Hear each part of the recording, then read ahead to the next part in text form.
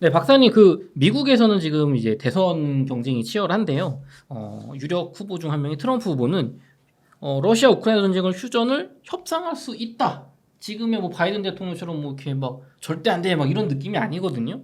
반면에 유럽은 조금 더 러시아에 강경한 입장인 것 같아요. 제가 느끼기엔. 그래서 미국과 유럽이 전쟁에 대한 입장이 조금 차이가 있는 건가요? 사실 유럽도 나라마다 입장이 좀 다르고 음. 그리고 나라마다 같은 입장도 표현하는 말이 달라요. 같은 입장인데 표현 방식이 다르다는 말씀. 그렇죠. 그러니까 예를 들면 지금 중동에서 이스라엘 뭐 하마스 뭐 네. 이런 이란 전쟁이 나는데 유럽에 지금 국가가 나라가 몇 개냐고요. 그렇죠. 많이 지정학적 위치도 다르고 뭐 여러 가지 모든 조건이 달라요. 네.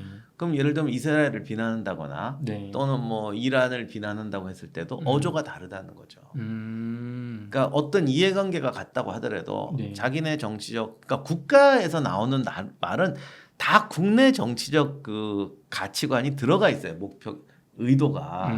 그런 상태에서 표현은 다를 수밖에 없는 거죠. 그렇죠, 그렇죠. 그리고 행동도 달라 보이고. 그러니까 겉에 보는 것만 갖고 판단해서는 안 돼요. 그거는 뭐 사실 마찬가지지. 그 장사 물건 살 때도 믿지고 팝니다. 그거 믿는 사람 어디 있어? 그렇죠. 우리 가게가 제일 싸요, 뭐 이런 거죠. 그러니까 가게에서 이 뭐지 물건을 잘 파는 분들은 사는 분들도 이 사람 말이 100% 진실이 아니라는 거 다 알아. 그렇죠. 근데도 이 말을 믿어서 내가 기분 좋게 아니 사면서 이거 분명 거짓말인데 에이 쏟고 산다 에이 이렇게 하게 사는 거 하고 네. 내가 살 이걸 꼭 사야 돼. 네, 어차피 살라 그랬어. 어차피 살려고 꼭 사야 되고 생각보다 값이 좀 비싸. 근데 그 파는 분이 어쨌든 믿지고 팝니다. 무지하게 싸게 팝니다라는 거 했을 때 거짓말인 거 알아도 그런 기분 들게 하는 사람이 물건 잘 파는 직원이에요. 그렇죠. 그러니까 그런 거거든. 그러니까 가끔 보면 상대방을 기분 좋게 해라는 게 이거지. 내가 분명히 머릿속으로는 이거 내가 좀 비싸게 주는 거 사는 거 같은데라고 하는데 우리 그 점원 말을 믿지고 판다는 말을 믿어도 기분이 안 나쁜 거지. 그렇죠. 그러면 내가 감정하고 타협하는 거거든요. 맞아요. 그런 거거든요. 그러니까 뭐 어떤 사람은 너무 부자하신 것 같아요. 막 이러면 그 말에 기분 좋은 사람도 있고. 그죠. 부동산 보면은 여기 뭐 집 팔 때 여기서 이 집에서 돈 많이 벌고 기분이 좋아요. 이런 게 다 그런 그렇죠. 거죠. 누구든 또 그런 말 하면 더 안 믿기는 거지. 그쵸. 이게 무슨 장난 미아리 온 줄 아나. 이게 그러니까 그 사람 보고 네. 그 사람이 좋아하는 말을 하는 게 그게 저기 기술인데 정치인들의 말은 국민이 좋아하는 말을 하는 거야. 그렇군요. 똑같은 상황이라고 해도. 상대 국가를 위한 게 아니니까. 그렇죠. 애초에. 그러다 보니까 그런 게 달라지게 되고 근데 그거를 이제 입장에서 똑같이 평면에다 놓고 A 국가는 우리는 절대 물러설 수 없다. 네. B 국가는 그래도 서로 좀 좋게 살아야 되지 않겠냐. 네. 이거를 평면에다 놓고 이해해서는 절대 안 됩니다. 그렇군요. 그럼 이건 또 이제 가봐야 안다 실제로. 네. 그럼 박사님 그 전쟁 시작될 때 제가 박사님 유튜브를 봤을 때 그 많은 사람들이 그 처음에는 다들 우크라이나를 응원하고 뭐 러시아가 잘못했다 왜 전쟁을 일으키냐 이렇게 얘기를 했던 것 같은데 어느 순간 전쟁이 길어지면서 이런 여론이 생기고 있어요. 이미 많이 생겼죠. 우크라이나 힘도 약하고 지금 많이 죽고 있는데 그냥 휴전하지 왜 이렇게 아득바득 싸우냐. 유럽도 실제로 뭐 군사력이나 돈 무기 지원 많이 해주지도 못하면서 왜 괜히 대리전으로 우크라이나 국민을 소모시키냐 이런 비판이 있거든요. 그런데 러시아, 우크라이나, 유럽 각각의 입장에서 쉽게 휴전을 하지 못하는 좀 이유가 있을까요? 근데 그거는 처음부터 그랬어요. 처음 시작하는 순간부터 제 주변 사람들도 똑같이 갈라져 있었고 저희 유튜브에 댓글 다는 분들도 다 처음부터 그랬어요. 처음부터. 그러니까 그거는 아마 우리나라뿐만 아니라 모든 나라들이 다 그럴 것이고 그 다른 나라에서 전쟁이 벌어졌을 때 대부분 다 그렇게 반응할 거예요. 편이 갈라질 거예요. 그런데 중요한 거는 이 우크라이나 전쟁이라는 게 그거만 봐서는 뭐 서진이든 동진이든 위기의식을 느낀 게 이쪽이든 저쪽이든 그렇게 보여지지만 이 전쟁이 어차피 세계적으로 연결되어 있단 말이죠. 그러니까 전쟁은 한 가지 이유로 나는 게 아니라는 거예요. 그래서 그 우크라이나, 러시아 입장, 그다음에 유럽의 입장, 미국의 입장, 우리의 입장 이게 다 이렇게 나눠지게 되는데 지금 전 세계적으로는 20세기에 만들었던 체제가 이제 한계가 된 거죠. 그래서 새로운 체제라는 건 국가 간의 관계, 네. 국가 간의 유통 방식 이런 게 다 이제 바뀌어야 되는 단계인데 제가 누누이 얘기하지만 결국은 뉴 블록화라는 것이 오는 밖에 없다. 네. 근데 이 새 블록, 뉴 블록이란 말은 뭐 지금은 이제 언론에서도 많이 얘기하는데 네. 그 내용의 방법이 뭐냐라는 거예요. 어떤 분들은 1차 대전 때 블록 생각하시고 맞아요. 어떤 분은 냉전 체제 때 블록 생각하는데 그거하고 똑같진 않아요. 그 역사라는 건 늘 과거에서 오기 때문에 네. 어떤 사람을 보면은 부모님, 아버지, 할아버지, 유전자의 영향이 다 있어. 그러나 그렇다고 해서 그 사람이 아버지랑 똑같고 어머니랑 똑같고 할아버지랑 똑같진 않아. 그렇죠. 그렇기 때문에 그런 과거의 영향이 있긴 하지만 지금 이 블록은 1차 대전 이후의 블록하고는 달라요.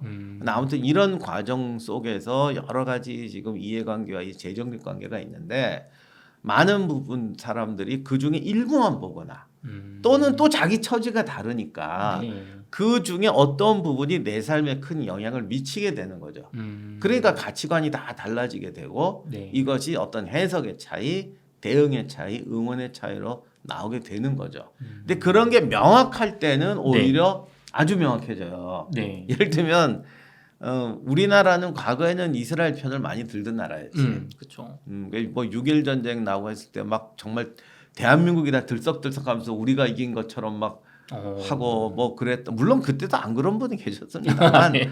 그래도 어떤 분위기가 네. 막 사람들이 대놓고 와 대단하지 않냐 막 이렇게 말할 수 있는 분위기였단 말이죠. 네. 근데 지금은 순전히 군사적인 어떤 정치적인 역량에 대해서 야 요런 점에서는 참 이스라엘이 진짜 쟤들 대단해 그러면 너 이스라엘 응원하는 거야? 아니면 이스라엘 응원하지 않는다고 하더라도 너 어떻게 저렇게 말할 수가 있어? 그러니까 이 감정적인 대응이 나오게 되는 지금 이런 상황을 많이 바뀐 것은 네. 그만큼 여러 가지 요소가 바뀌었기 때문이에요. 그래서 과거에 비해서 우리 사회가 그만큼 복잡해지고 이해관계도 복잡해졌고 세계 속의 뿌리도 많이 뻗쳐나갔기 때문에 네. 이런 갈등이 그러니까 어떤 의견 차이가 심하게 난다. 다만 그렇다고 하더라도 그런 차이가 이해는 하지. 이해는 하는데 그런 차이가 격해져서 네. 어쨌든 이 총합을 모아서 어떤 선택과 행동을 해야 되는데 그런 것들에 대해 더 큰 분열을 일으키고 우리를 파괴하는 데까지 가서는 안 되는데 지금 전 세계가 다 지금 이게 깨어지고 새로 잘려다 보니까 네. 성한 조각이 없는 거야. 정말 이런 제가 이를 비유는 좀 잔인한 비유인데 모든 인간 개개인이 갑자기 DNA로 쫙 분열이 돼가지고 새로 만나갖고 완전히 새로운 사람으로 만들어진다고 생각해 보세요.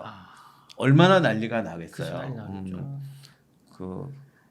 더 이상 얘기는 안 하겠습니다만 어떻게 보면 진짜 지금 그런 상태라고 할 수가 있습니다. 지금이 어떤 정치, 사회, 경제적으로 정말 20세기 이후에 만들었던 어떤 국가 외교 체제 이 체제가 그냥 그런 유전자 단계로 지금 분열이 돼서 지금 다시 맞춰지는 그렇죠. 과정이다. 그러다 보니까 이해관계도 다르고 가치관도 달라지고.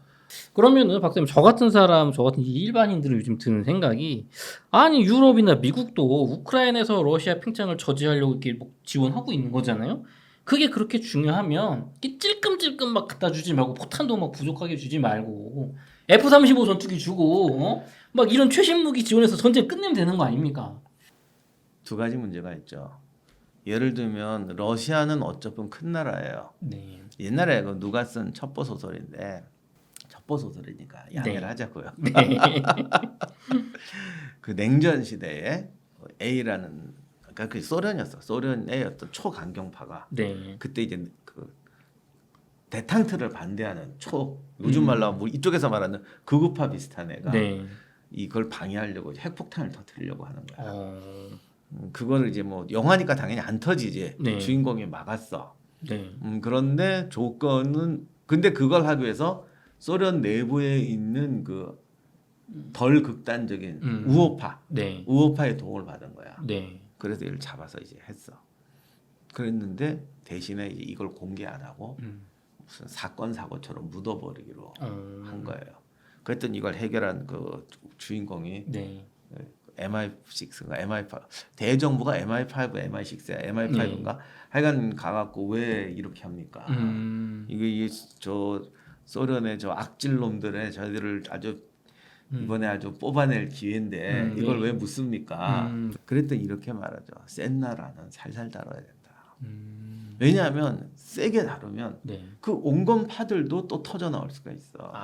이 정도는 너무하잖아. 네, 그렇죠. 그리고 또 정치인이라는 게 모욕을 받으면 국민 앞에 가서는 그렇죠. 같은 목소리를 내야 돼. 아까 박사님이 일부에서 국민을 위해 말한다고 했죠. 그러면 그러니까 오히려 자극하게 돼도 더 큰 일을 벌어뜨린다는 거예요. 그러니까 이 전쟁에서 저도 여기 서방 지원이나 미국의 행동에서 이런 건 잘못했다라고 기술적으로 잘못했다라고 비판하는 게 있는데 왜 그러냐면은 결국 살살 다뤄야 되다 보니까 여러 가지 배려를 하게 되는 거죠.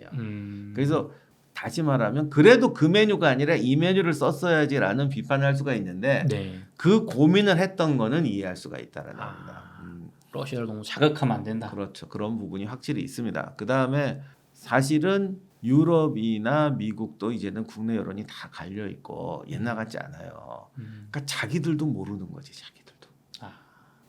사람이 우리가 침략을 받을 것 같다. 야 이제부터 군비 확장하자. 너무 당연할 것 같잖아요. 그쵸. 인간은요, 10년 후의 전쟁, 100년 후의 전쟁을 대비해서 지금부터 군비 확장하자. 거기에 동의하고 그렇게 말하는 분도 있고 저기 코앞에 와도 돈 못 낸다. 난 이걸 햄버거 사 먹어야 된다. 이러는 사람 있어요. 이게 인간이에요. 그렇기 때문에 역시 자기네 국가도 살살 다뤄야 된다. 자기네 국가 또 살살 다뤄야 된다. 인간은 모두 합리적인데 그 합리의 내용과 방식은 다 달라. 그러니까 그거를 맞춰가는 것도 또 그 나라의 구성에 따라 다 달라요. 그렇기 때문에 그런 부분을 우리가 좀 이해해야 되고 우리는 워낙 이렇게 단일성이 강하고 총체성, 국가적 통합, 어떤 국가주의가 강한 집단으로 살아왔어요. 이민족도 없고 언어가 다른 것도 없잖아. 그쵸. 미국은 국어가 없는 나라예요. 가끔 미국은 영어가 국어 아닙니까? 그럼 미국 사람들 물어봐요. 누가 영어가 국어라고 그러나? 영어는 영어일 뿐이지. 국어라는 단어도 안 쓸걸. 그쵸. 뭐 그냥 히스패닉 말하고는 잘 산다고 하더라고. 국어라는 단어도 우리나 쓰는 말이라고요. 나라의 언어. 제가 며칠 전에 그 얘기 한번 했는데 학교 다닐 때 배우신 거 있을 거야. 표준어의 기준. 그 뭐지? 현대 서울말. 아니 현대 서울 요즘 좀 바뀌었어. 그 무슨 세련된 옛날에는 현대 서울의 중산층. 맞아요. 그 뒤에 조건이 붙었어요. 요즘 좀 어느 정도 품위 있게 사는 근데 옛날에는 서울에 뭐 중산층이 쓰는 말 이런 거였어요. 그러니까 그게 바뀐 것도 사람들 의식이 좀 바뀌어서 그렇긴 한 건데. 그래도 그렇지 서울에 뭐 품위 있는 말이든 서울의 중산층이 쓰는 말이든 여기에 대해서 왜 제주도 말이 아니냐? 왜 강원도는 무시하냐? 그쵸. 솔직히 이런 사람은 우리나라 없어. 우리나라도 다 지역 감정 있고 뭐 영원한 감정 있고 뭐 서울 뭐 어쩌고저쩌고 하지만 나 살면서 왜 서울 말이 표준어가 돼야 되니? 그쵸. 충청도 말이 표준어가 돼야지 뭐 전라도 말이 표준어가 돼야지 이렇게 말하는 분 나 지금까지 본 적이 없어. 그뿐이 아니야. 무슨 전라도 말이 표준되는 게 뭔 말이야? 광주어가 표준이 돼야지. 나주어가 표준어가 되지. 경상도 말이 표준어 무슨 소리야? 부산말, 대구말 이렇게 말하는 사람은 아마 정신병자 취급받을 거야. 그렇죠. 그 안에서도 갈라진다. 그런데 우리는 왜냐 우리는 단일한 국가에 살아왔고 굉장히 주가가 강력한 어떤 국가를 긍정하는 사회에서 살아왔기 때문에 이게 너무너무 당연한 거예요. 굳이 뭐 그냥 뭐 많은 사람들 서울 사람들 쓰는데 그냥 하자. 어차피 왜냐하면 수도라는 게 서울이란 것도 그냥 수도지 사실은. 근데 독일에 가서 물어봐요. 바이에른 말, 작센 말, 저기 뭐 옛날에 어디야 뭐 프로이세너 누가 국어가 돼야 돼.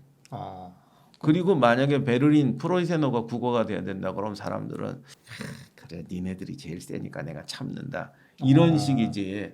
그래 나라의 수도의 단어가 되는 건 당연하지 이렇게 생각하지 않을 거예요. 의식이 다르네요. 이게 달라요. 근데 나라마다 이게 어마어마하게 달라요. 우리처럼 하는 사람도 있고요. 아닌 사람도 있고. 사실 표준어라는 개념이 나온 지 얼마 안 됐어요.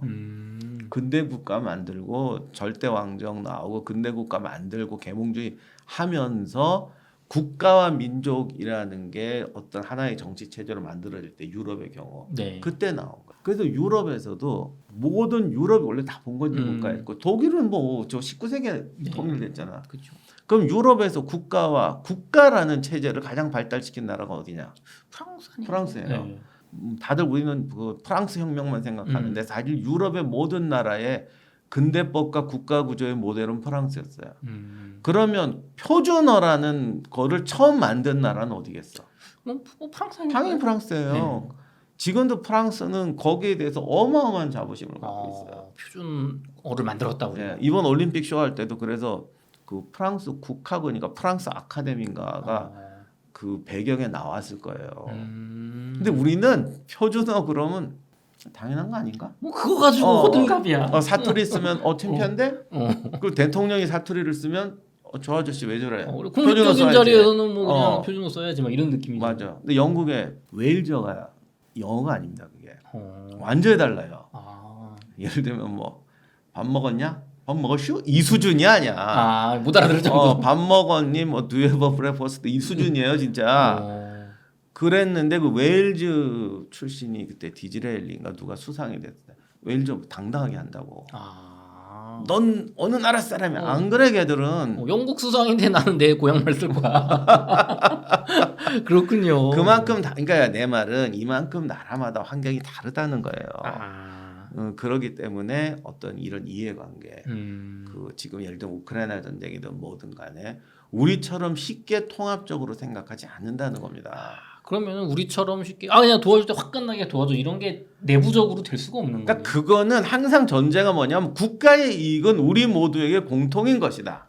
그렇죠. 우크라이나를,에서 러시아를 막는 게 우리한테 좋은 거야. 국가의 이익이다. 그럼 우리 다 넘어가잖아. 그렇죠. 왜냐? 국가의 이익이 조금 질적으로 다르게 올 수는 있어요. 그렇죠. 하지만 나에게는 굉장히 그러니까 공통 부분이 크다라는 걸 전제하는 거예요. 뭐 80을 가져가고 내가 60을 이거는 좀 참는데 나는 제로다. 나 돈이 하나도 안 돼. 만약에 진짜 한국에서 그래봐. 월드컵에서 한국이 우승했어. 왜? 나한테 무슨 상관 있어? 그렇죠. 나한테 아무 상관 없는데 뭐 보너스도 안 오는데 그랬단 맞아 죽을 걸. 넌 어느 나라 국민이냐고? 그렇죠. 그래도 요즘은 조금 바뀌었습니다. 조금은 바뀌었지만 올림픽 분위기가 예전 같지 않아요. 예전 같지는 않아요. 그러나 아직도 대놓고 월드컵 우승하고 그러는데 시무룩해 있으면서 나한테 돈 한 푼 안 오는데 왜 이러면 대놓고는 못하죠. 그러면 우리는 이상한 사람 취급받을 거예요. 맞아요. 굳이 그러냐? 그것은 우리는 그만큼 국가의 이익이라는 게 나의 어떤 일부분을 올만한 그런 체제와 문화 속에서 살고 있고 지금도 그렇기 때문에 그래요. 근데 전혀 아닌 나라들. 왜? 내가 웨일저 쓰는 게 뭐가 문제야? 야, 네가 전쟁터에 나가서 만약에 영어로 돌격 앞으로 했는데 나는 웨일저로 해주세요. 이러면 뭐 망가지냐? 내가 죽지 네가 죽냐? 막 이러는 거야.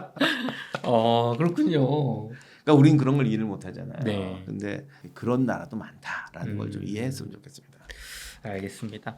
그래서 많은 분들이 러시아 우크라이나 전쟁에서 미국만 사실상 뭐 돈 대고 얼마 전에도 미국이 몇 달 막 지원 끊으니까 전황이 위태로워졌잖아요. 돈과 무기를 대고 유럽은 뭐 말만 하지 실질적으로 하는 게 없다. 뭐 프랑스 마크롱 대통령 말만 하지 실제로 지원 순위 되게 낮다 이렇게 말씀하시는 분들도 있는데 실제 유럽이 좀 지원이 적은 편인가요? 그러니까 유럽이 지원이 적은 거는 아니에요. 그쪽도 최선을 다하고 있는데 그만큼 유럽의 상황이 열악한 거죠. 아니 근데 유럽 하면은 이 미국과 유럽 전체를 모으다 놓고 보면 그래도 미국이랑 한때 이렇게 세계를 양분했던 그런 나라들인데 그런데 그동안 2차 세계 대전 이후로 국방을 나토를 만들어서 미국에 의존하면서 그 비용을 경제 재건과 사회복지 같은 데 너무 많이 썼기 때문에 뭐 도와주고 싶어도 무기 포탄 생산이 안 되는 걸 뭐 인제 공장 짓고 있는데 포탄 공장이 생각보다 빨리 짓는다고 그러더라고요. 그 유럽의 평균 속도에 비해서 유럽 속도를 봤어. 우리에 비하면 안 돼요. 그것도 지금 그쪽에서 꽤 이렇게 하고 있는 거죠. 그래서 오죽하면 한국이 지어준다는 얘기까지 나왔었잖아요. 지금 구체적으로 어떻게 되고 있는지 저도 잘 모르겠습니다만 유럽이 안 도와준 게 아니라 그만큼 역량에 대한 준비, 역량이 없다기보다는 준비가 안 되어 있었던 거죠. 그러니까 집에 쌀도 없고 돈도 없어서 손님을 못 받는다가 아니고 평소에 5인 가족끼리만 먹고 살았기 때문에 50명이 온다 그러니까 뭐 그릇 숟가락이 없는 거예요. 그걸 갖출 능력이 없는 정도의 집은 아닌데. 그렇죠. 그래서 지금 꽤 열심히 하고는 있고 유럽이 지원을 끊었을 때 그래도 우크라이나가 버틸 수 있었던 거는 뭐 어떻게든 해서 포탄 갖다 주고 꽤 많이 했기 때문에 이게 가능했던 것이죠.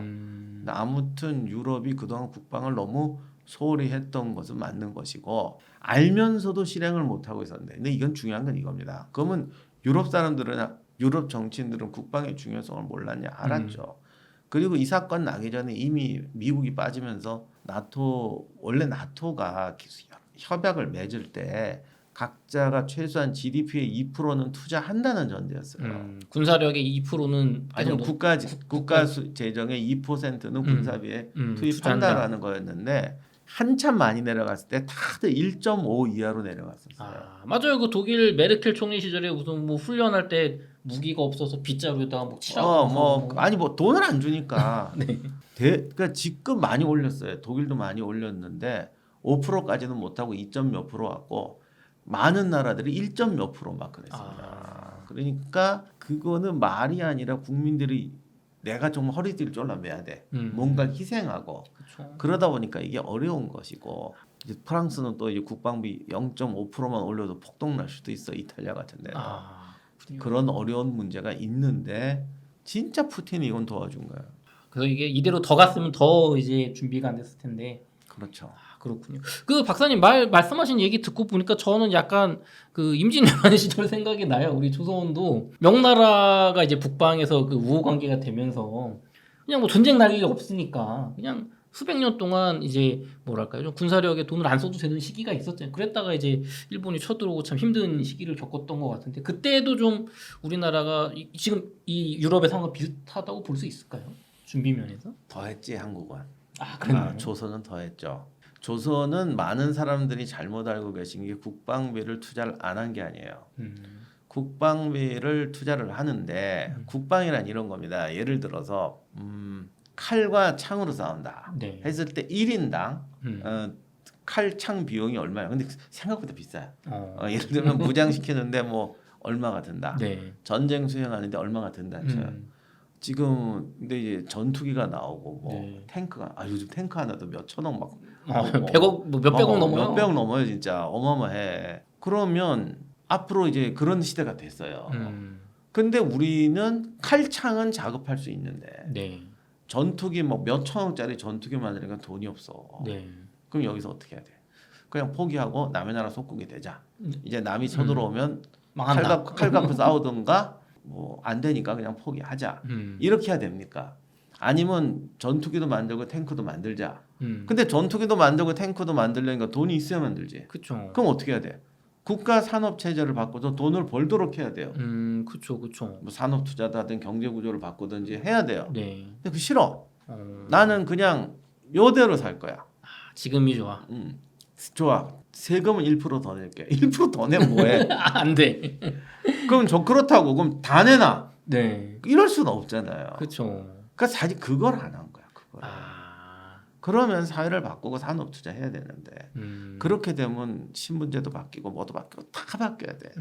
그게 안 하는 거지. 그래서 예전에 임진왜란 병자호란 얘기할 때는 우리 어릴 때는 맨날 뭐 정부 탓하면 정부는 관료들이 뭐 그냥 당파 싸움만 했다. 맞아요. 백성 탓하면 뭐 성을 쌓자 뭐 무기를 만들자 그러니 반대한다고. 백성들이 무슨 이름 난리병이 생겼나 뭐 이러면서 노세 이랬다. 이게 서로 그저 씹어댔는데 관료도 그러지 않고 백성도 그러지 않았어. 중요한 거는 자기 역량 속에서 할 수 있는 것만 한 거야.